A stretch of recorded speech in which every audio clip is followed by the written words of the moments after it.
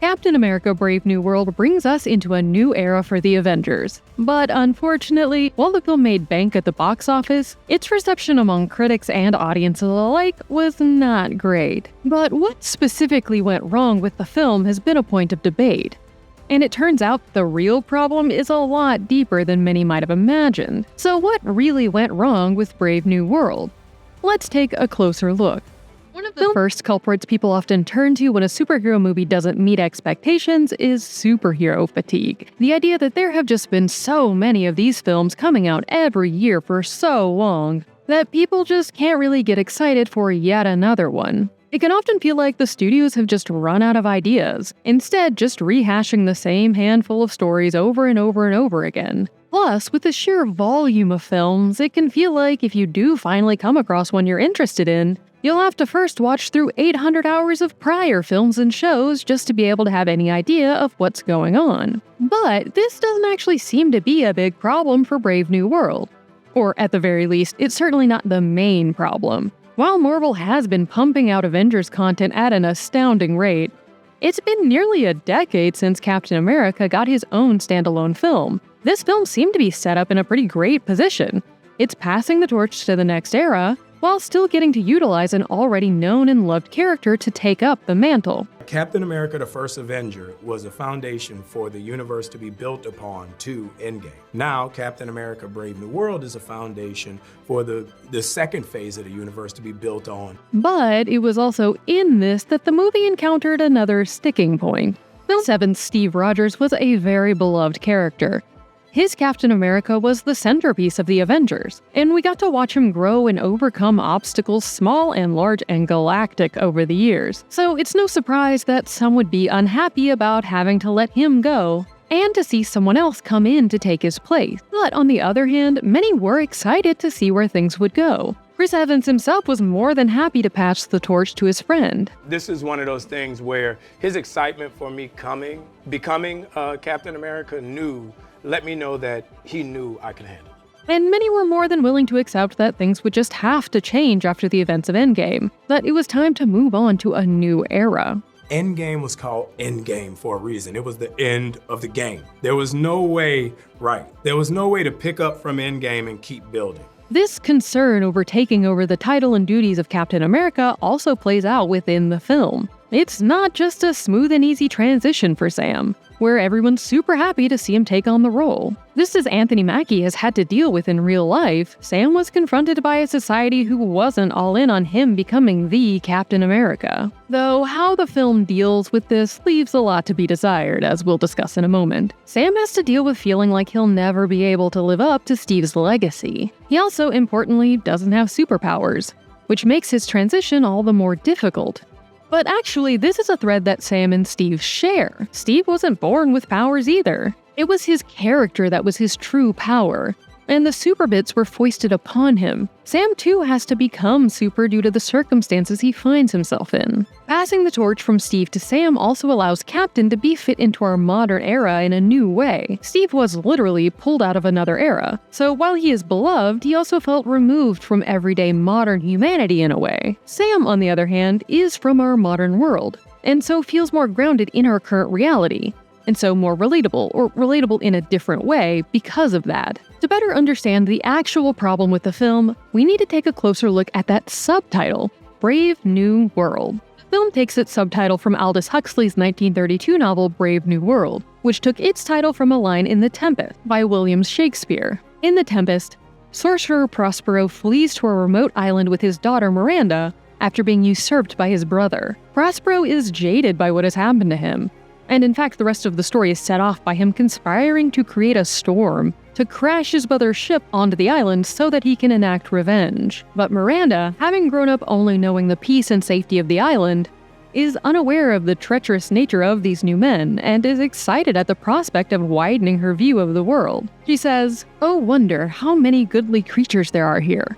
How beauteous mankind is. Oh brave new world that has such people in it." To which her father essentially responds that she only thinks it's a good thing because it's so new to her. She hasn't yet learned about how evil the world, and the people in it, can be. In Huxley's novel, society has become entrapped in a kind of secluded island of the government's making. Humans are engineered and kept docile through the use of psychological manipulation and soma, a drug that helps keep the population happy. While traveling outside of the world state, psychologist Bernard meets a woman who had left the world state and her son John, who was born outside of it and thus had never experienced it. He, like Miranda, imagines this unknown world as interesting and beautiful. What John finds instead is the very dark, disengaged, empty reality of a world of humans forced to distance themselves from the basic essence of their own humanity. The Brave New World for Sam is this new post-Endgame world. Unlike Miranda and John, he isn't necessarily naive, but even so, still comes to be surprised by the depth of the depravity and destruction he ends up encountering. Even being aware of the corruption and darkness inherent in the world he inhabits, he still somehow holds on to the belief that this new world is something positive, something that is worth both working towards and protecting. But in Brave New World, the novel, as he becomes confronted with more and more of the reality of this world he had dreamed of, John becomes not only disillusioned but distraught. Sam, on the other hand, never seems to really waver in his belief of some kind of inherent good at the core of this world, no matter how much evidence he's given to the contrary. And this is where we come upon the film's real problem. Brave New World suffers from an issue that has become more and more of a problem over the years for Marvel films. While earlier films were allowed to really confront dark realities and interrogate flaws in the world, even in their protagonists, over time, this willingness to engage with difficult subjects in a real way has been sanded down to the point that it's now almost non-existent. Sure, they'll wink at problems or bring them up in a roundabout way, but then will refuse to actually grapple with them in any real way, while still seeming to want a pat on the back just for pointing out that the problem is there. And this is a major problem for Brave New World. It knows that it has to some degree, contend with the prejudice and pushback Sam is faced with as he takes over from Steve, but his ability to really dig into these issues is rendered toothless in favor of essentially just making sure that in the end, he's rewarded for being good. Steve was actually allowed to push back and question authority more, even though Sam has far more reasons to. Robert Daniels hit the nail on the head in his review for Robert Ebert, writing, "From the beginning, Sam Wilson, now Captain America, trusts the sanctity of the US government. But why does Wilson want to be part of the system? Why does he grin and bear it in the face of people who so clearly despise him?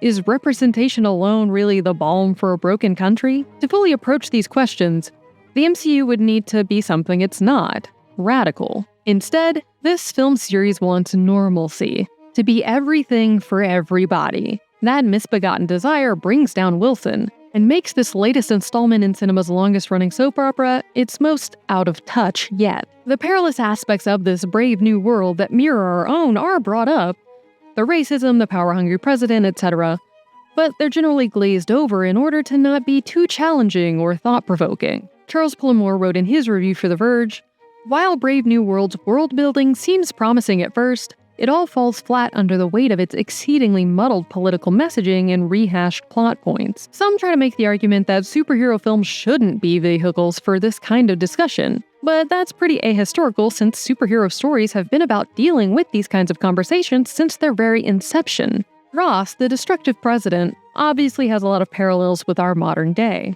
And while on the one hand, how easily things are fixed and Ross is brought back down to earth could come across as hopeful, there is a degree to which it feels deflating, because the after-school special nature of it is so incongruent with what we're experiencing in the real world. Sam Adams wrote for Slate, "Brave New World, whose script has more credited writers than Dr. Octopus has mechanical arms, wants to say something about power, and the moral exemptions that men, particularly white American men, will grant themselves in the name of what they can convince themselves is right. But it's so studious about not taking sides that it can't say anything at all. And the fact that it's plainly been reshot and recut within an inch of its life doesn't help." Brave New World's biggest problem isn't that it's necessarily a bad film, or the fact that there's a new Captain America, but instead its own fear of really stepping up and doing the tough thing because it's the right thing to do, just like Captain America himself would have done. It wants brownie points for touching on real deep issues, but then wants to quickly hand-wave away every problem in favor of pretending that everything has a quick and easy fix. But even though things might not have gone well this time, that doesn't mean that all is lost. While Brave New World certainly has its fair share of problems, it also has a lot of positives too.